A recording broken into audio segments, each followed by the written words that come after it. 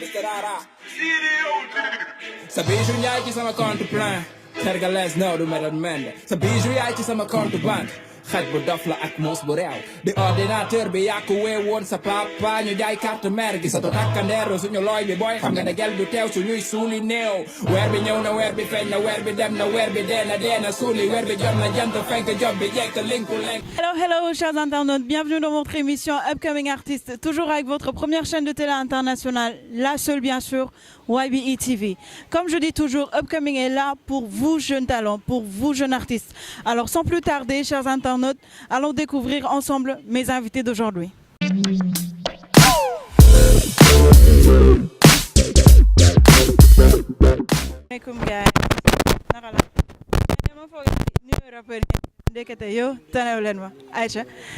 Alors, chers internautes, comme je vous l'ai dit tout de suite, là je suis aux côtés de mes deux invités, un seul groupe bien sûr.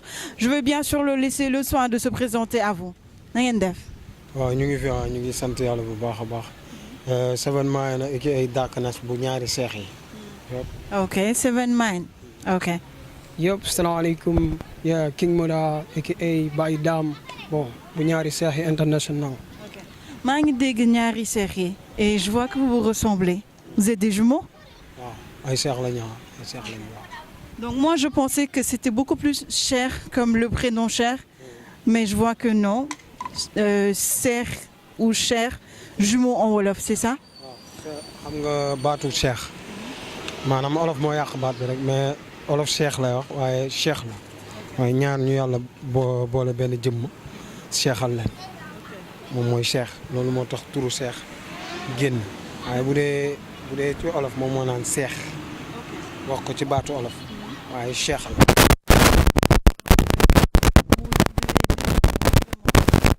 Un peu, sauf que le style n'est pas le même. C'est ça, c'est ce qui fait votre référence.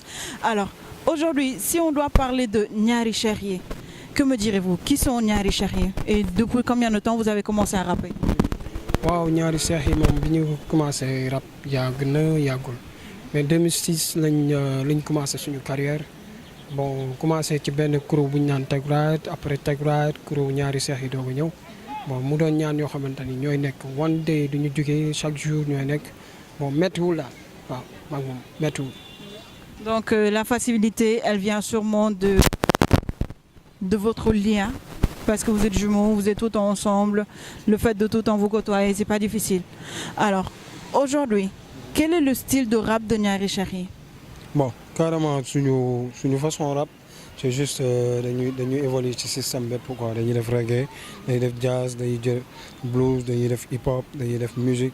dañuy def soul rap lépp la ñuy def en fait manière générale pour capter public bi bëgguñu ñëw rek tëju ci benn affaire dañu bëgg laal lépp parce que parfois dañuy jouer ci ay instrumental yu mel ni wolofobite jël jazz hip hop wala ñu jël reggae hip hop boole ko mu nekk benn mélange wala ñu jël benn instrumental sénégalais instauré ko selon. Donc vous y allez selon le feeling. Voilà. Et ça fait que vous êtes polyvalent, vous ne vous limitez pas. C'est bien ça. Alors aujourd'hui, en tant que rappeur, qu'est-ce qui vous a poussé aujourd'hui à faire du rap? waaw rap moom daanaka lu ñu maanaam mën nañ ne lu ñu juddoo quoi yàgg ko bëgg depuis bi ñuy nekk xale daan ko foowoon di foowantu di ci ne tout le temps ci côté musique way wi. Bon lépp loo xamante ni daan nañ ko gis ci télé bi dañ ci daan toppaat di ci rap di xam connect boobu noonu moo ñu gën a poussé ñu nekk ci quoi. loolu moo leen poussé donc à ce que tey jii nii ngeen def choix bu rap et que moom ngeen di def. Ok, alors en tant que jeune artiste, quelle est pour vous la solution pour que le rap galsen puisse être extériorisé? Bon en fait le problème mooy du problème sax c'est système u gis-gis la. parce que tel ni fu hip hop Sénégal toll sax ci international bi je pense que benn comme seen cas yéen. Déjà vous êtes à l'international via la télé. voilà mu ngoog déjà dafa nekk affaire boo xamante ni du loo xamante ni dañ koy forcer pousse mais bu ñu tegee loxo rek mu dem parce que seen cas yéen tamit yéen a ngi ciy jàpp d'une manière générale internationalement ñun suñu cas mooy ñu fexe ba hip hop Sénégal musique gu ñaari seex yu dugg ñu xam ne ay Sénégalais lañ dëkk Thiès suñu côté loolu la nekk ay leadership comme yenn yi ñi nga xamante ni bëgg nañ ko dégg bëgg nañ ko gis ñu fexe ko génne te hip hop Sénégal bu ñu gënee dem ba pare technologique bi fi mu toll nii je pense que ak liggéey bu ndaw rek pousse rek je pense que ñëpp dinañ ko yëg ci biti bu soobee yàlla. Ok, donc aujourd'hui au Sénégal on consomme beaucoup plus la musique de d'autres nations plutôt que notre musique. Est-ce que déjà, comment faire pour que notre musique déjà soit consommée ici, mais aussi à l'extérieur? waaw lenn la rek lu yomb la mooy wàññi xam nga qualité musique bi nga xamante ni moo metti ñu wàññi ko rek parce que plus que ni boo dégloo yenn afrobeat yi day oyof ba nga xamante ni ñëpp dañ ciy bëgg di jot yenn musique yi nga xamante ni woyof na ci nopp Sénégalais yi gën a pousse ci loolu parce que déjà rek war am xalaatu bon yenn dëkk yi nga xamante ni ñoo nekk suñu ginnaaw comme ay Nigéria Afrique du Sud Bénin Ghana ñooñu ñëpp ñu ngi def musique bi nga xamante ni tey day yegg si ba Sénégal te Sénégalais yi dañ koy jël li tax ñuy préféré loolu affaire boobu dafa woyof et ñun Sénégal nañ gën a bàyyi xel ci loolu te woyofal sound yi ñëpp mën cee jot c'est ça loolu la rek. Alors, on est en 2018, on est à 30 ans du hip-hop Galsen. Quelle analyse pouvez-vous avoir du hip-hop old school d'il y a 30 ans et le hip-hop new school d'aujourd'hui? Bon, du côté question 30 ans hip-hop Sénégal bi moom dama koy tëb parce que je pense que gis-gis bi ñu ci am mooy ni Sénégal je pense que région yëpp dañu ne hip-hop 30 ans hip-hop Sénégal mais dafa yem Dakar mais bu ñu ne woon 30 ans hip-hop Sénégal jël Thiès jël Mbour jël Louga man mën naa d'accord mais 30 ans hip-hop Dakar la. Donc yow 30 ans hip-hop Dakar nga gis et pas 30 ans hip-hop Galsen parce que yow d'après sa analyse da nga gis ni que c'est juste centralisé à Dakar et pas dans les autres régions. Parce que leneen bu ñu ko bàyyee ku ma xam jël ko indi ko ci suma biir ñu fàtte ni Thiès lañ dëkk du dox man bu ma dee artiste Thiès soit ñu jël ma 30 ans hip hop Thiès lu tax mënuma def débat boobu mais yeneen artistes ñu ngi Thiès scène yu bëri am na ay série de scènes yu am 30 ans hip hop Sénégal gisoo ci benn Thiès soit bu honoré boo xamante ni mën nañ ko déplacer 70 kilomètres pour indi ko Dakar mais je pense que musique bi yëpp dañ ko concentré wu artistes yëpp dañ ko concentré wu biir Dakar te pourtant fii am na artistes yoo xamante ne très renommés à leur taille am nañ niveau ci pop Sénégal bu ñu waxul sax ñun parce que ñun ñu ngi def suñu yëfi bopp ñu ngi def bàyyi suñu waar anytime mais tey jii boo xoolee benn Crime Team mu ngi Thiès yaa ngi gis benn ñaari seex yi ñu ngi fi benn keneen ak keneen mais waroon nañ leen gis 30 ans hip hop Dakar mais pourquoi lu tax loolu amul donc dafa nekk seen yëfi bopp mais pas yëfi Sénégal.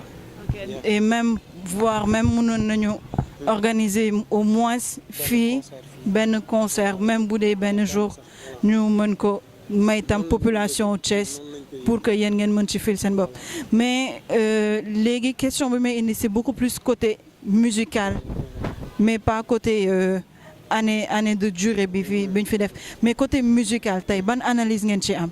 évolution carrément parce que gis nañ booy yi tamit new génération bi tamit ñu nekk ay booy yu am ambition selon leur écriture technicité façon rabine beeg nekk ci carrément ba nga yëg ko yow ne yow la nga bëggoon mu am na tey mais lenn rek mooy xaar la booyee di xaar mooy ni nañ leen pousse sans mu am xaar ñu bañ a xaar ci ñoom dara nañ leen defal te yàlla tax jàppale leen te yàlla tax ñun de ku ñu jàppale te yàlla tax la parce que tamit du lu ñu mën lépp la mën nañ loo xamante ni suñu doole yeggu fa waaye dinañ mën loo xamante suñu doole àgg na fa ba tey ji benn booy boo jàppale dana tey tudd sa tur à l'honneur de ton travail.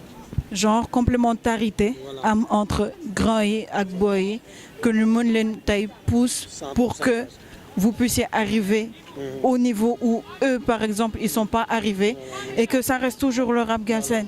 D'accord. Donc je crois que c'est la même conviction.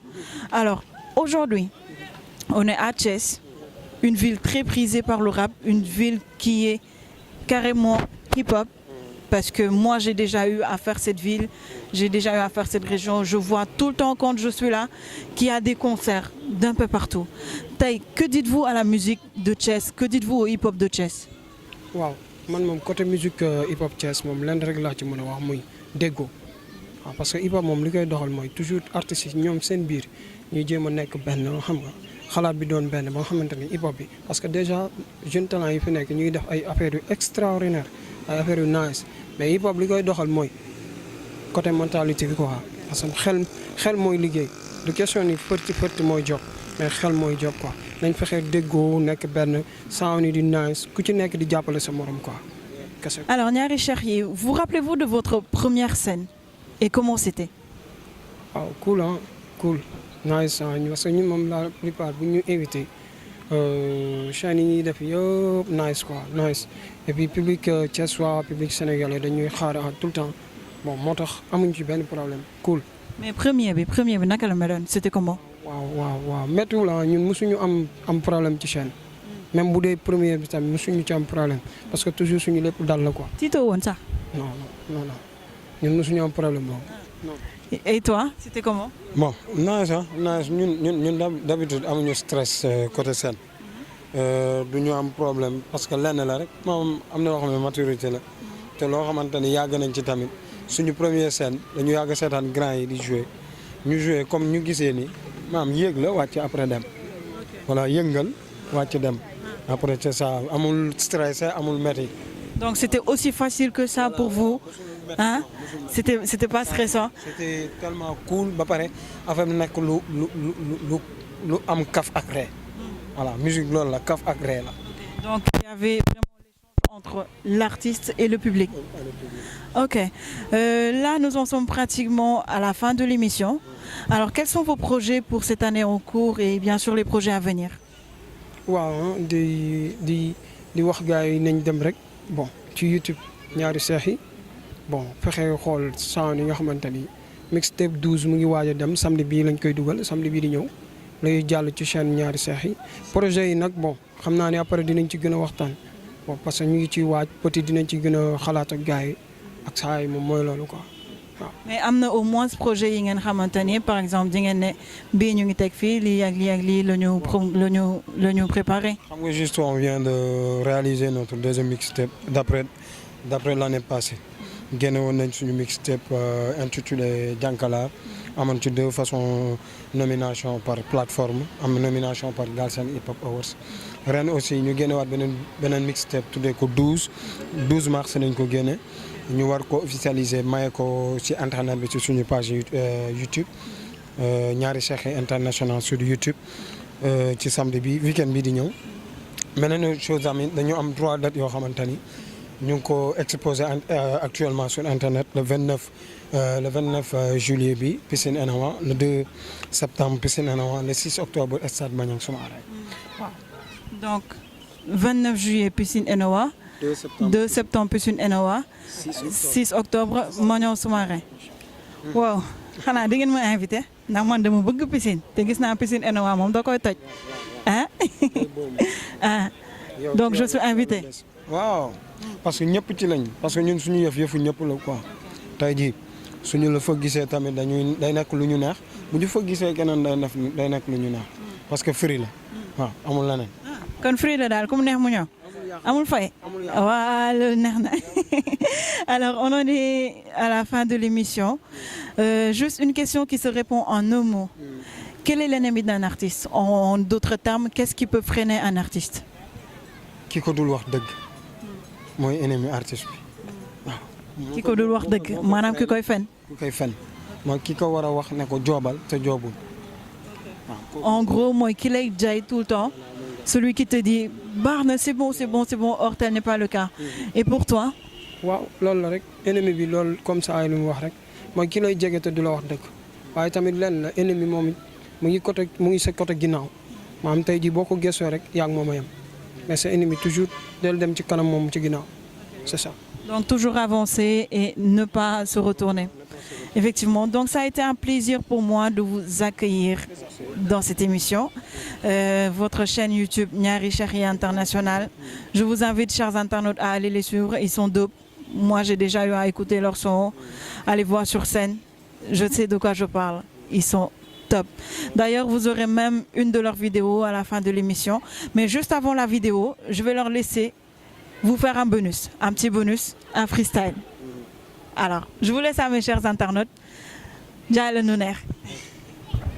pare nañu gën a doon benn melokaan sama desitu mérite di seen melogam ci juróom-ñaar yi ma tënku laa melokano seet lu yees lu pare di gees lu pare di fet lu nekk di seetlu pan mel ni ñoom te duma doon ñoom mel ni noonu te duma doon noonu misaalu bind bu taru ba ñëpp di jaru misaalu bind bu aju ba ñëpp di ma jës mu sel mu yees lu jëllu li nga dëkk di xool te moom gisagu la li nekk ci xool te moom dundagu la ci diri tara fatal mu satal ñu matal sat soog waat aar di baat bu dëggal méritu mag ña ñooy kenn ci ñoom te duñu mës a ngiro yegg nañu bu yàgg ñu ngiro salfaaño gaaño li nga dëkk di baw ku fi boot bukki moom foog xaj ñu mbaw la kono ni yow seex yaa ngi yalwaan yow sarax leen soo ko mënee def daal yow seex yaa ngi wow daal ñaari seex yi international. Okay, Senegal, what's up, everybody? Africa, West Side. Yeah, ñaari seex yi self-made man, the mixtape, Jankalar, everybody stand up. What's up? Holla, big. Senegal, one more time. Many videos in your holla, homie. I tell you what, and you want your jolly. Guess you need to get want your jolly. Many videos in your holla, homie. I tell you what, and you want your jolly. Guess you need to get want your jolly. Now let you do bin you jealous in your bottom. Nyala you do your banner, I'm on your femorum. Man the dev rob, but nyapa nango nyungi. Man the dev job, but nyapa nango nyungi. So you sound of a busy. Nyoro jina ya cha wiri. Kusul diga suli, kudul diga moki. Tora khal seitan diga nalam, chi diga nalam. Nyala ñu walbati ku doon benn. Ki kena ñëpp moo ñu gëna dara du benn. Ki bara ñëpp moo ñu bara dara du gëna. Ku jina nga ma doo ma sa tiif. Yëkkati nga si la defal mi. Saay si te loolu maam nga ni. Kaay raay mën a xam na mu demee. Many videos in your holla, homie. I tell you what, and you want your jolly. Guess you need to get want your jolly.